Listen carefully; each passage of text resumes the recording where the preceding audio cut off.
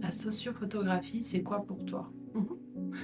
Alors la sociophotographie, c'est une expérience à la découverte de qui je suis aujourd'hui, après avoir subi cette maladie, ces traitements et cette perte d'identité.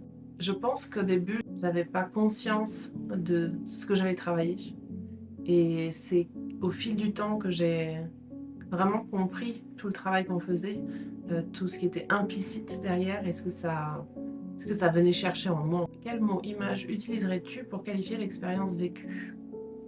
Mmh. Pour qualifier cette expérience, je pense qu'elle a été vraiment salvatrice en fait.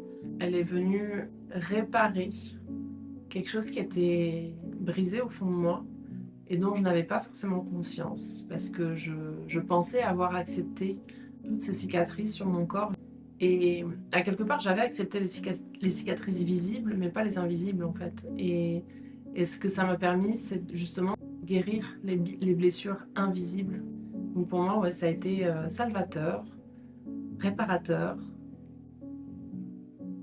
ouais, et puis bienveillant quoi, bienveillant, puis ça m'a permis de me re-aimer en fait.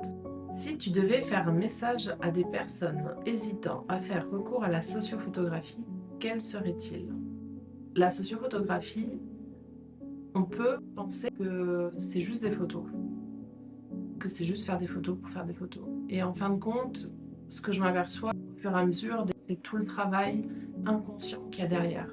Tout ce travail de l'ombre qui implique qu'on se mette à nu face à une caméra et qu'on se dévoile et qu'on regarde vraiment profondément en soi. Et si vous avez vraiment envie d'avancer et de changer le regard que vous vous portez, je trouve que c'est une merveilleuse façon de le faire.